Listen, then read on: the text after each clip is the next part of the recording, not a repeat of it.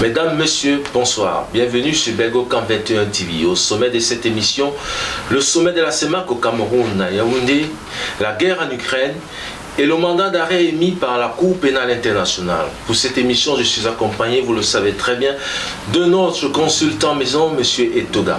Avant toute chose, je tiens à adresser à tous mes collègues du groupe L'Anecdote, à Sa Majesté Jean-Pierre Amougou Belinga, tous mes encouragements, gardant en esprit que la vérité la franchira.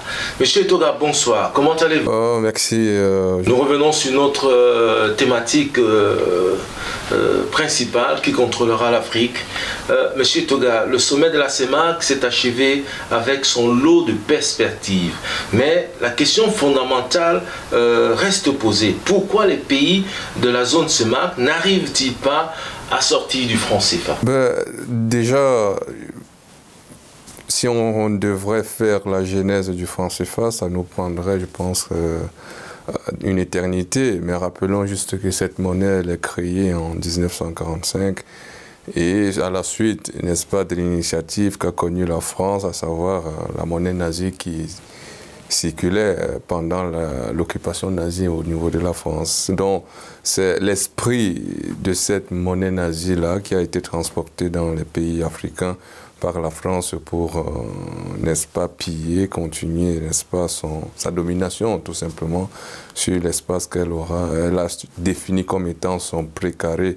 Et parlant de pré-carré, c'est même le label qui permet de dire ici que la circulation monétaire du franc CFA permet tout de go de dire qu'on est toujours dans le prisme ou bien dans l'idéal que la France a voulu dessiner pour les pays africains, à savoir son pré-carré. J'insiste sur le son pré-carré, c'est-à-dire sa possession.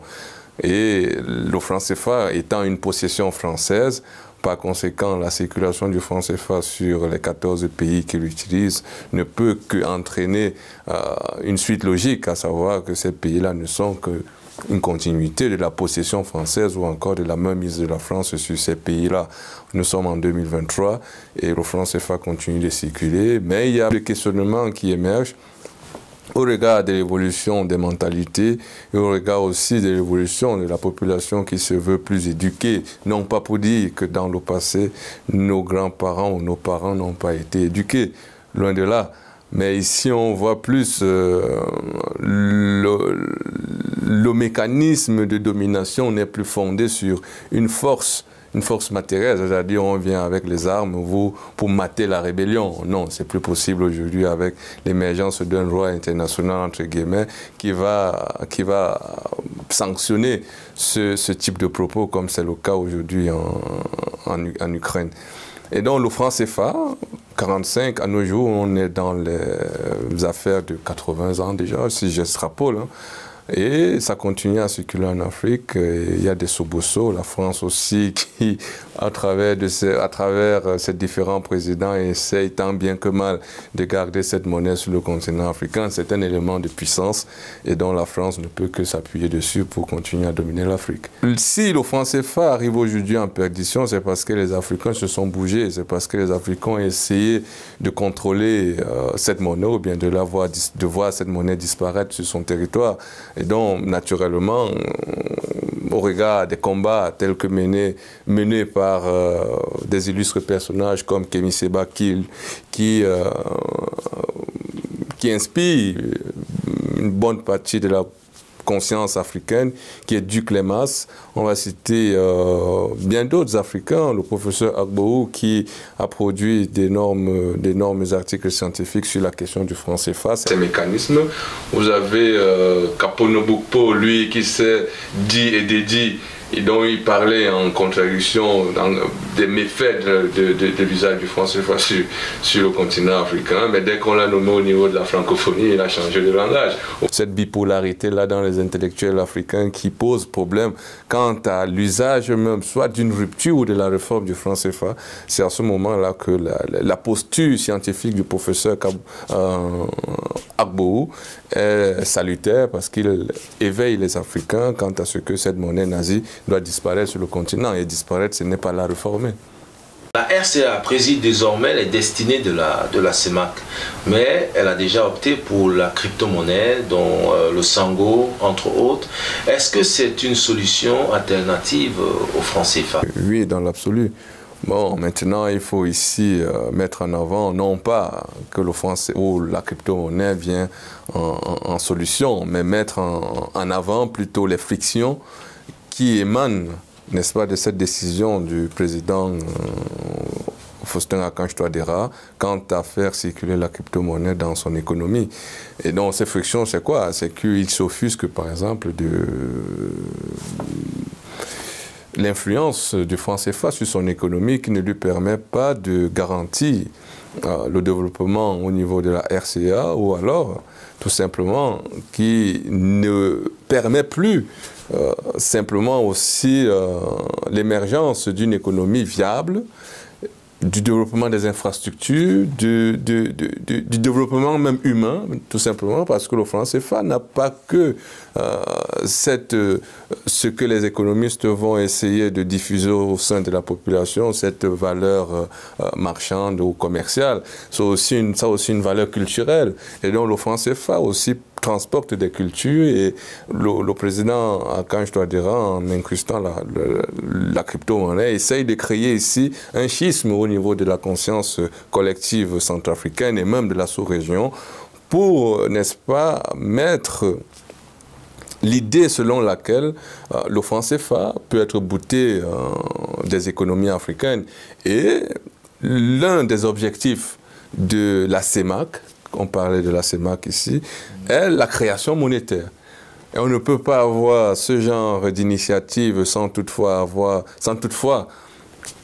eu, n'est-ce pas, l'idée géniale de penser la création monétaire. Donc l'intrusion de la crypto-monnaie dans l'économie de la Centrafrique n'est que l'aboutissement d'un processus de réflexion que les chefs d'État ont soumis à la commission dirigée par le professeur Ondo, je ne sais plus trop, à réfléchir sur les mécanismes soit de réforme ou alors de rupture du franc CFA. Et si on entre maintenant en intelligence avec les économistes, des politiciens, des sociologues, il faille réfléchir, soit nous sommes indépendants, la souveraineté, la décolonisation monétaire, ils appellent cela, donc rechercher notre souveraineté, et donc la crypto-monnaie ici est un acte de souveraineté au niveau de la RCA qui affirme son indépendance en introduisant cette monnaie-là dans son économie. Vous avez vu les réactions de la BEAC, de la France, du FMI qui pensaient que les économies africaines ne peuvent qu'être subjuguées. Aujourd'hui, on essaye de définir nous-mêmes nos politiques monétaires, et c'est un politique monétaire, et c'est un sale. Plusieurs décisions sont prises au sein de la CEMAC, mais certaines ou la majorité ne sont pas mises en application, notamment la libre circulation des personnes et des biens. Est-ce que le retard des différentes mises en application des décisions prises ne sont pas dus au terrorisme ou à une volonté politique? Oui, c'est manifeste que le terrorisme constitue un élément important dans la mise en demeure de la libre circulation des biens et des personnes. Oui, le terrorisme est un élément fondamental. Mais la question ici n'est pas de savoir si le terrorisme constitue un élément fondamental. C'est de savoir comment les pays africains dans lesquels le terrorisme continue d'imposer sa loi, comment ils essayent de résorber ce fléau-là et constituer, n'est-ce pas, leurs objectifs qui doivent être atteints. Mais quand ils s'interrogent d'où vient le terrorisme, qui les transporte, pourquoi est-ce que le terrorisme aujourd'hui frappe l'Afrique, c'est des questions qui vont au-delà de la simple question africaine.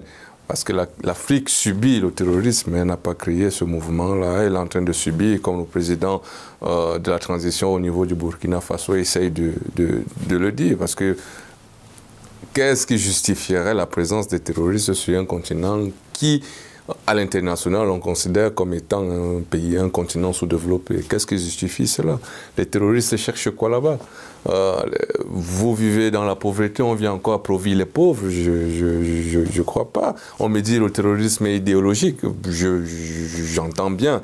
Mais est-ce que l'idéologie du terrorisme qui sévit au niveau de l'Afrique, ou plus précisément dans la sous-région, qui entache la libre circulation des biens et des personnes, constitue un élément fondamental dans l'émancipation des peuples? Je doute fort. C'est en cela que la question du terrorisme devient très importante dans la mise en application des politiques telles que édictées par les différents présidents de la sous-région, en prenant naturellement en compte la question du terrorisme, la question de la corruption, la question de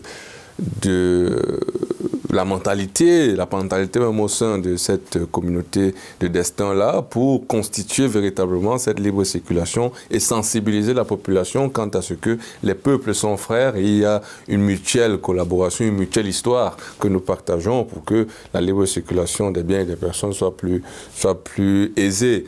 Vous avez les réticences au niveau de la Guinée équatoriale et du Gabon qui, ma foi, aujourd'hui, ne peuvent que s'en prendre à eux-mêmes parce qu'ils se rendent bien compte que leur pays, comme le président de la commission a eu à le signifier, que leur pays constitue, si on extrapole, 10 millions d'habitants. Et en termes économiques, ce n'est pas véritablement viable. Il faille constituer des grands blocs pour avoir voix au chapitre. C'est pourquoi cette communauté de destin-là qui se constitue et qui veut s'élargir au niveau de la CEAC, je crois, et, pour toucher un plus grand nombre et constituer un plus grand marché, doit naturellement s'ouvrir, l'acceptation de l'autre, accepter non pas les dérives qui viendraient d'un autre pays, mais réguler cela à ce que les populations soient au fait de la libre circulation et de ses bienfaits pour que l'économie africaine, bouter déjà le franc CFA hors de ces économies-là pour qu'elles prennent plus d'envol et participent à l'émergence d'une conscience commune et d'un développement citoyen viable. La France, la Chine, les Chinois ont été, 10 Chinois ont été abattus en RCA. Est-ce que ce n'est pas une cause qui pousse à penser que les Chinois ont envahi du terrain et ils doivent un peu lâcher du lest? C'est la CEMAC. Et dans la CEMAC, vous retrouvez la Centrafrique. Et pourquoi est-ce qu'on frappe la Centrafrique à ce moment précis? Selon certains analystes, c'est parce qu'elle constitue, entre guillemets, le maillon faible de la sous-région. Elle a connu des soubresauts par le passé. Mais maintenant, pourquoi est-ce qu'on exécute? C'est une exécution, exécute ces citoyens chinois, neufs en l'occurrence, et on estampille cette exécution sous le label de Wagner. Il a couru que c'est Wagner qui aurait commis cette exécution-là. Mais la réaction des Centrafricains à ce moment-là qui est intéressant, et c'est là qui nous plonge maintenant dans la géopolitique internationale pour dire que ce qui s'est passé en Centrafrique n'est pas un fait anodin, c'est un jeu d'influence, c'est un jeu de pouvoir qui permet ici de dire aux pays africains ou alors de la CEMAC que nous vous avons à l'œil. Si vous essayez d'accepter l'influence russe sur votre territoire, voici ce qui arriverait à vos citoyens qui ne sont même plus déjà en sécurité parce que vous ne pouvez pas vous estampiller au niveau international comme étant une superpuissance, mais vos citoyens qui essayent de marchander dans les différents pays en crise ne sont pas en sécurité. On estampille ça Wagner et le suzerain qui est toujours derrière des coups foireux comme ça, va venir se présenter que il faut faire partie de l'influence russe, les Russes. Et la période aussi est très importante dans l'analyse. En communication, on appelle, dans l'analyse du discours, on appelle ça la situation de communication. Elle est très importante parce que le président chinois était en déplacement au niveau de la Russie et il y a eu cet événement-là. C'est pour créer des frictions et ce rapprochement Chine-Russie,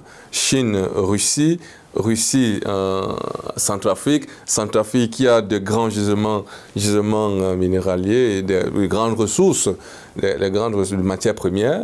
Vous voyez ce tandem-là qui pourrait porter des fruits quant à ce que la Centrafrique retrouve une certaine sécurité, une certaine stabilité. Et si la Centrafrique trouve la stabilité, c'est la sous-région.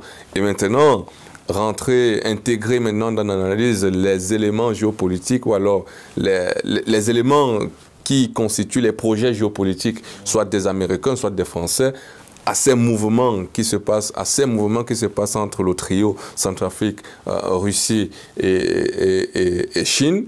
Vous allez comprendre que le franc CFA est en ballottage.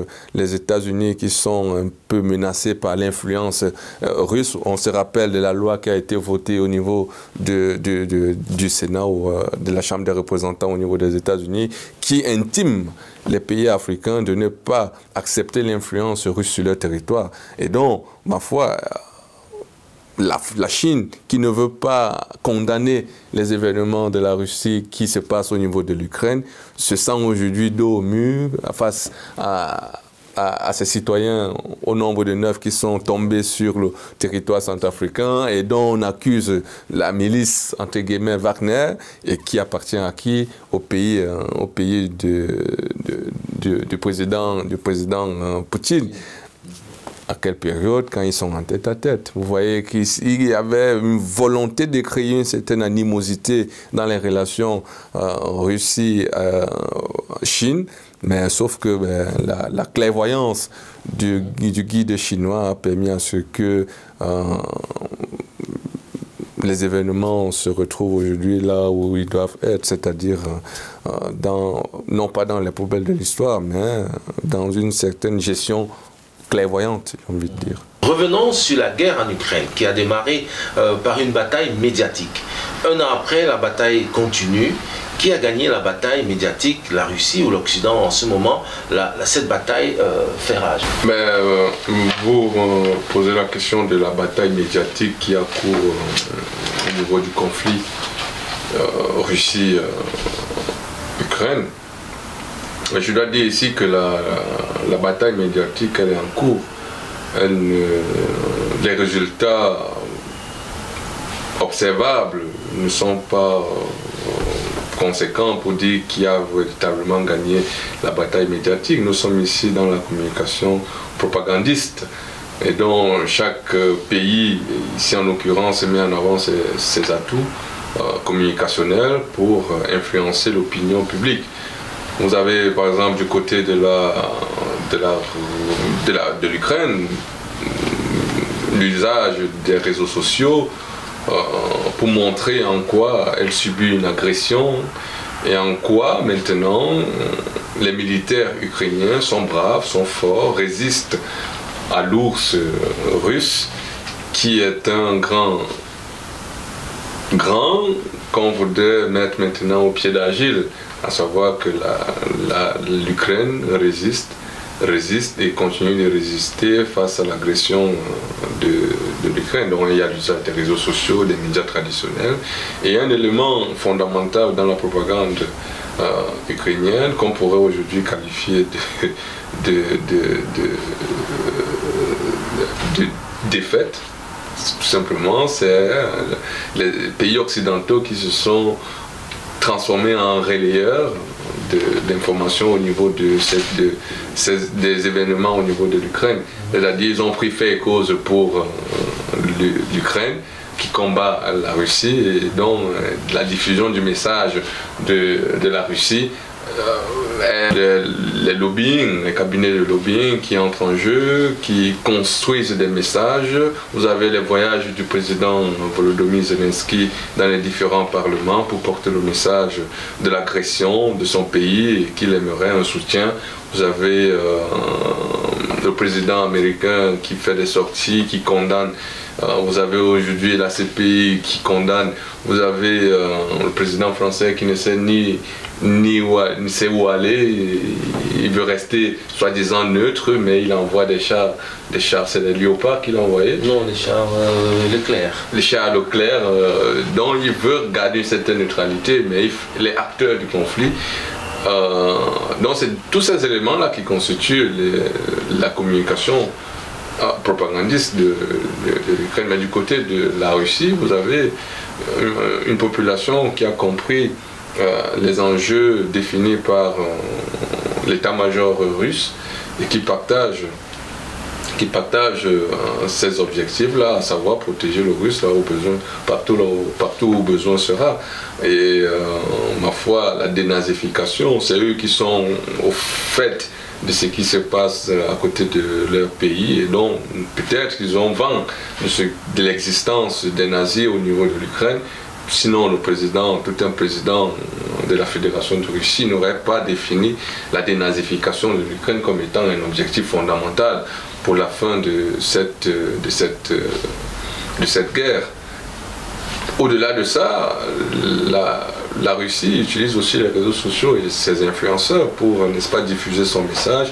Et peut-être on va me qualifier d'être un élément ou un pion du discours russe, parce qu'il essaye de redéfinir tout le temps les objectifs qu'elle a définis dans la mise en œuvre de son opération militaire spéciale. Et donc, c'est tous ces éléments-là qui permettent de dire quel est le discours qui accourt dans l'opinion publique. Et le discours qui accourt dans l'opinion publique, sur base de ça, on va essayer d'identifier qui a gagné la guerre et qui a gagné ou pas la guerre médiatique. Par exemple, c'est dans Mein Kampf que Adolf Hitler nous enseigne, par exemple, que si vous arrivez à faire circuler votre message dans le camp de l'adversaire, vous avez gagné la guerre. Et donc, ici, pour l'instant, le discours, sans vouloir être juge, je dirais que le discours du président Poutine a un grand écho au niveau international, et les postures qu'il prend dans ces discours ont des grands retentissements au niveau du continent africain et dans bien d'autres pays. Vous avez le rapprochement, l'ambition de l'isolement du président russe qui est allé à volo, qui n'a pas tenu ses promesses, constitue aussi des éléments d'analyse dans la diffusion du message pour, n'est-ce pas, dire ici qu'il a pris le pas, ou alors il a mis dans la sauce, comme on dirait au Cameroun, les différentes sanctions qu'on a imposées à son pays, et le rapprochement avec l'Iran, le rapprochement avec la Chine, le rapprochement avec d'autres pays dans le monde qui refusent, n'est-ce pas, ce diktat international quant à ce qu'il faille condamner la Russie. Au sein de l'ONU, vous avez aussi cette dualité-là qui refuse, n'est-ce pas, de condamner la Russie sur le simple principe de non-agression de notre État souverain. Le simple principe est bafoué aujourd'hui. Et donc, si cela est remis en question, fondamentalement, l'existence de l'ONU est remise en question. Et l'ONU a pris fait et cause pour soutenir l'Ukraine. Vous voyez, c'est que même le discours de l'ONU n'est pas pris au sérieux au sein des États. Vous avez le Mali qui a voté pour soutenir l'Ukraine, pour soutenir la Russie, pardon. Vous avez l'Érythrée qui a voté pour soutenir la Russie, et bien d'autres pays. Et donc il y a tout un débat là-dessus, une bataille médiatique, comme vous avez dit, mais sauf que si, selon mon observation, la Russie est aujourd'hui un bon pôle pour gagner cette bataille. Mais il y a une bataille médiatique un peu plus précise, celle de Vladimir Poutine. Les Européens n'arrivent pas à déterminer ce que Vladimir Poutine veut exprimer. Est-ce qu'il cache sa communication pour permettre à ce qu'on ne sache pas où il va aller? Le message du président Poutine se veut clair dans ses différents discours, dans ses différentes sorties. Il s'appuie sur les différents objectifs qu'il a définis. Et il s'est fixé un cap à atteindre. Et selon ce cap-là, il greffe certaines valeurs qu'il essaye de maintenant utilisé comme arme fondamentale pour la diffusion de son message. Vous avez sa méfiance ou alors son rejet des LGBTQ, par exemple, dans ses différents discours. Retour aux valeurs traditionnelles, l'orthodoxie doit régner. Vous avez tous ces discours qui transportent l'humanité au-dessus de toutes ces... de tout ce qu'on vit aujourd'hui comme étant la fin de l'humanité, j'ai envie de dire.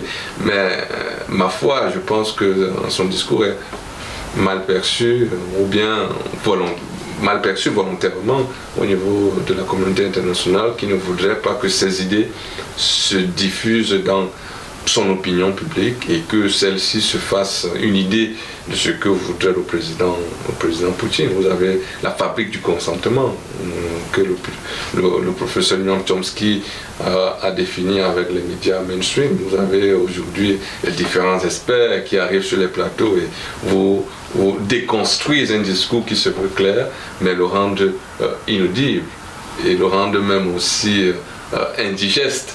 Et donc, c'est manifestement volontaire ce qui se passe au niveau de la communauté internationale. Mais le discours du président Poutine, ma foi, se veut clair et limpide, il est digeste.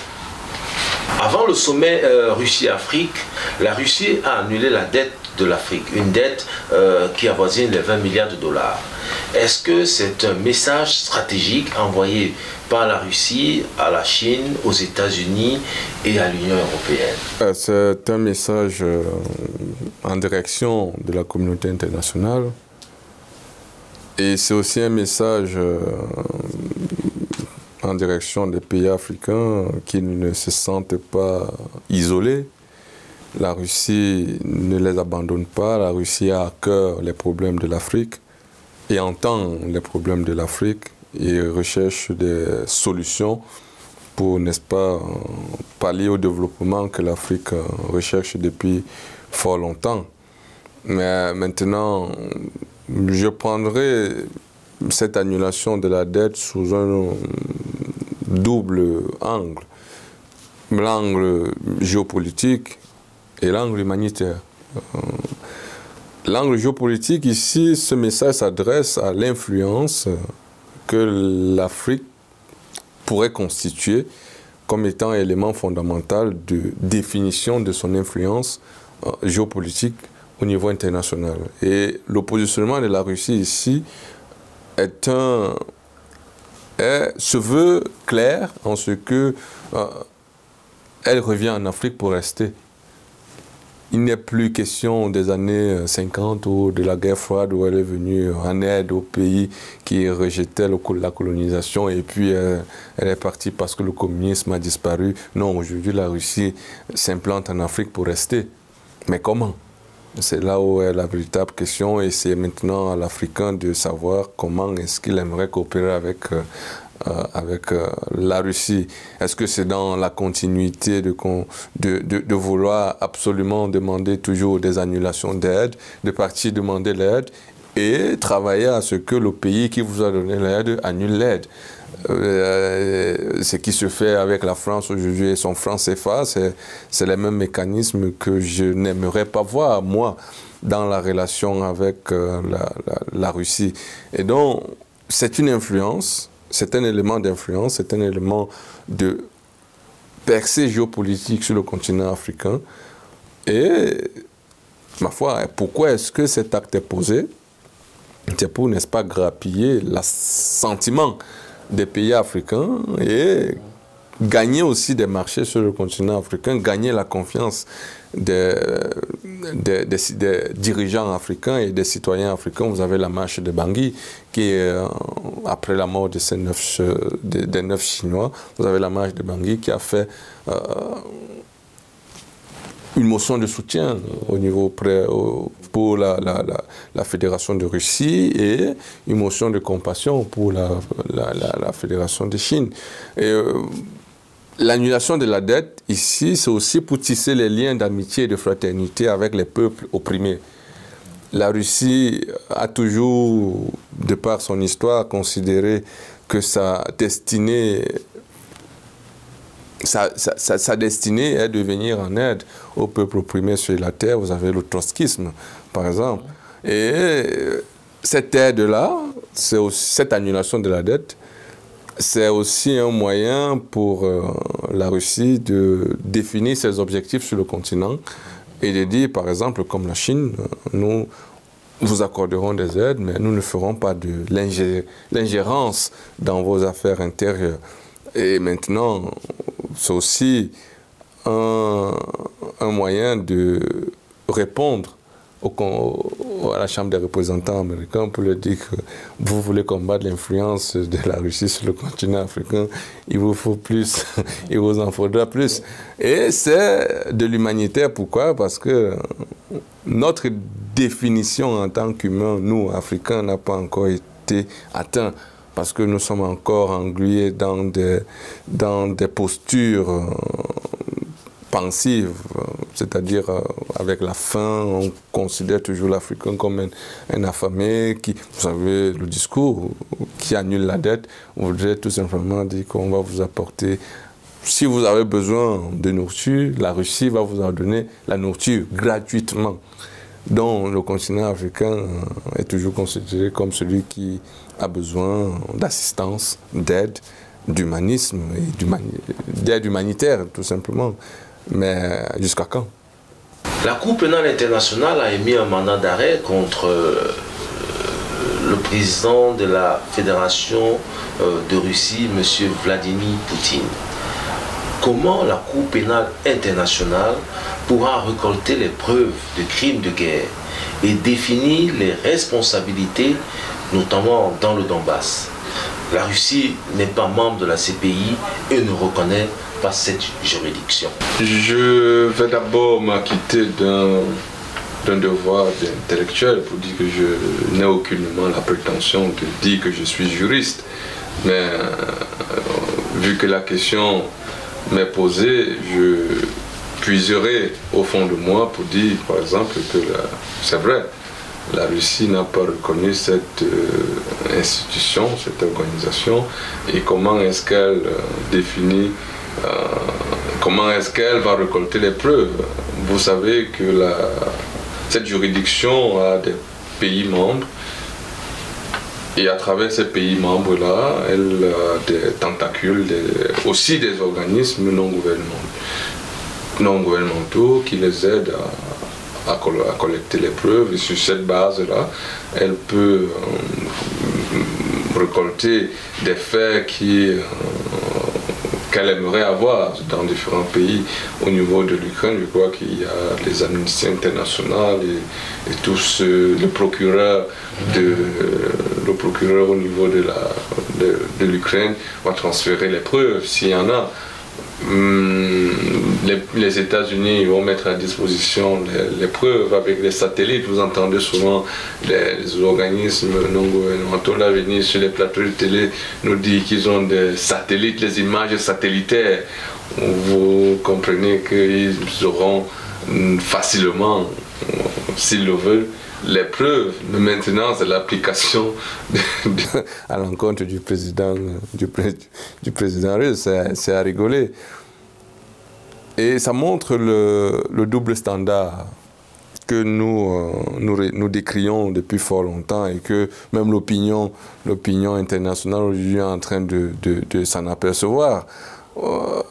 Les États-Unis, il me souvient, ou alors j'ai souvenance de la procureure Bensouda, pour ne pas la nommer, qui avait eu l'outrecuidance de s'imaginer très forte, colosse, pas en termes de gabarit, mais en termes de pouvoir, pour, n'est-ce pas, porter atteinte à l'honorabilité d'un certain pays que le président russe a qualifié de suzerain.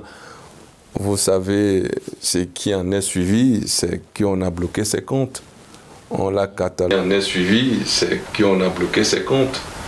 On l'a catalogué comme un personnage terroriste, c'est peu dire. Et aujourd'hui, elle a été déchue de ses fonctions au niveau de la CPI. Vous voyez, et les faits qui étaient reprochés au niveau des États-Unis, c'est qu'ils ont commis des actes barbares au niveau de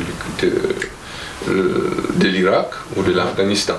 Il fallait, Libye, naturellement, la procureure d'alors voulait s'en acquérir de ces faits-là et ouvrir non pas des enquêtes, mais juste des communicationnels pour dire que la CPI touche tout le monde. Que vous soyez États-Unis, Chine, on s'attaque à vous, il n'y a pas de problème. Mais ce qu'on lui a dit, si vous vous amusez avec l'image des États-Unis, vous serez broyé. Je disais que c'est John Bolton, si je crois, si je ne me trompe pas, qui avait tenu ce genre de propos. Et que si par méga la CPI s'aventure dans cette lancée-là, elle va disparaître. C'est les propos des États-Unis à l'encontre de cette CPI-là. Mais aujourd'hui, elle prend le poil de la bête parce qu'elle s'estime compétente à juger le président de la Fédération de Russie. Mais je crois que c'est juste un acte de communication pour revenir devant la scène et dire qu'elle existe. Et si elle existe, c'est pour juger des criminels qu'ils ont qualifiés.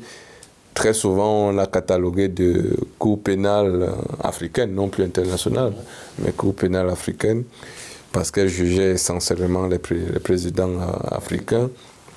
Aujourd'hui, elle veut se faire une nouvelle image et attaquer le fait majeur de l'actualité et poser un acte communicationnel fort. Poser un mandat d'arrêt contre le président Poutine. Ça va aller nulle part, je pense. La guerre a débuté le 24 février 2022. Aujourd'hui, un cessez-le-feu ne semble pas être envisageable. Est-ce que la Russie a l'intention de dégager M. Zelensky de son poste de président de l'Ukraine? Plus incrusté comme étant un objectif dans l'opinion, dans leur sphère, dans leur espace public, pour dire que oui, l'agression sera tel but, pourtant les objectifs ont été définis. Si on veut rester objectif, voilà ce qu'il faille dire. Maintenant, si on veut aller dans le sens qu'ils auraient bien voulu nous amener, à savoir que le président Poutine a pour ambition ou alors objectif c'est de déloger le président Volodymyr Zelensky, je pense qu'ils se méprennent fondamentalement et le président Poutine, s'il voulait le faire, je pense qu'il l'aurait fait avec ses différents Satan 2, ses différents missiles avant-garde, il aurait pilonné encore, que même les États-Unis n'auraient pas bougé, la France n'aurait pas bougé, la communauté internationale serait restée figée parce qu'ils possèdent ce que l'on redoute tous, la bombe nucléaire. Et donc, s'ils voulaient le faire, ils le feraient depuis. La révolution du Maïdan, on se souvient que l'influence russe a quand même participé à vouloir garder un certain Yanukovych au pouvoir. Mais il a été évincé par un coup d'État tel qu'il est considéré par la Russie aujourd'hui. C'est ce qui, ma foi, me permet de dire que c'est en collaboration avec les acteurs au niveau de l'Ukraine que ce pays va se définir et va se reconstruire. Vous avez un président qui veut nier son bon voisinage avec la Russie. Cela ne se pourra pas. Et s'il va dans les bras de l'ennemi, il ne peut que recevoir des avant-gardes ou des Satan 2. Ils doivent se ressaisir pour parler de paix et s'asseoir sur la table, peut-être, des négociations. Calmer déjà le président Poutine qui, ma foi aussi, jusqu'au boutiste, on avait parlé du jusqu'au boutisme poutinien, quant à ce qui doit atteindre ses différents objectifs. C'est ces éléments-là que si on tempère un tout petit peu, nous on peut envoyer des chars pour soutenir une Ukraine déjà affaiblie, ça ne résolverait pas cette crise, cette guerre. je pense qu'il faut aller à la rencontre de ces différents chefs d'État, leur faire état de la situation parce que vraisemblablement ils ignorent, parce qu'ils sont obnubilés par la continuité de la guerre. Il faille, n'est-ce pas, avoir aujourd'hui des présidents, pourquoi pas le président camerounais, pourquoi pas un président africain se lever et dire que la voie de l'humanité, puisque l'Afrique est le berceau de l'humanité, dit que l'humanité est en danger, il va ici se ressaisir et s'asseoir pour discuter. C'est un peu le discours que le président camerounais a tenu lors de la conférence des chefs d'État de la CEMAC pour dire que le conflit, il existe et il affecte nos économies. Et il faut ici réfléchir pour comment mettre fin à ce conflit-là pour que nos économies puissent mieux respirer comme c'était par le passé. Quelle est l'initiative qu'un des présidents africains prendra? J'en sais rien. Quelle est l'initiative que le président Poutine lui-même est en train de danser, ces présidents de la communauté internationale comme étant des esclaves, j'ai envie de dire, des États-Unis, dont il ne les prendrait pas au sérieux. Il faille que la voix vienne d'ailleurs, et c'est ce que la Chine aujourd'hui a essayé de faire en réalisant ce voyage-là au niveau de Moscou. Mais est-ce que ça va se faire entendre, puisque la Chine aussi est en train de jouer ses gros intérêts sur le continent? Je pense qu'ici, c'est l'Afrique qui doit porter ce dossier-là et venir au devant de la scène diplomatiquement et affirmer son pouvoir géopolitique sur la scène internationale. Est-ce que l'Union européenne, éternel voisin de la Russie, pourra un jour renouer les relations avec la Russie? Oui, oui, mais avec beaucoup de difficultés, Quand vous avez entendu des discours tenus par Borrell, qui, lui, au début de cette guerre, il avait affirmé que la Russie ne gagnerait pas cette guerre. C'est pas pour dire ici que la Russie a gagné la guerre, non. On reprend juste les propos de cette personnalité-là. Mais quand vous tenez ce genre de propos, et vous avez les condamnations qui pleuvent sur vous, vous avez des sanctions qui tendent à affamer votre peuple, qui vous rappellent les périodes noires, c'est-à-dire les périodes on appelait ça en anglais de starvisme. Votre population qui n'a rien à manger, qui vit dans une extrême pauvreté, qui n'a plus de dignité au niveau international, qui est réduite à une certaine mendicité internationale, et qu'un président se lève et redore le blason de cette communauté-là, de ce peuple-là, il ne peut qu'être vénéré à l'interne, il ne peut qu'être vénéré. Et dans ce discours, il rappelle volontairement l'histoire de cette période-là pour que ça rentre dans le mindset de chaque Russe afin qu'il comprenne le but visé par son action en tant que leader politique, en tant que personnage qui a en ses mains la destinée de ce pays-là. Maintenant, la relation qu'il voudrait avec l'Union européenne, je crois que Ursula von der Leyen a plongé cette institution-là dans quelque chose qui n'est pas bon pour l'avenir. Et donc les relations avec la Russie et l'Union européenne sont plongées pour peut-être se relever d'ici 20 ans, si je dois prédire, mais à l'instant, je crois que la plaie est béante et il faille d'abord la cicatriser. Mesdames, Messieurs, nous espérons que le plan de paix porté par Xi Jinping lors de sa visite en Russie ouvrira la voie aux négociations, nous menant ainsi à une paix définitive. À très bientôt.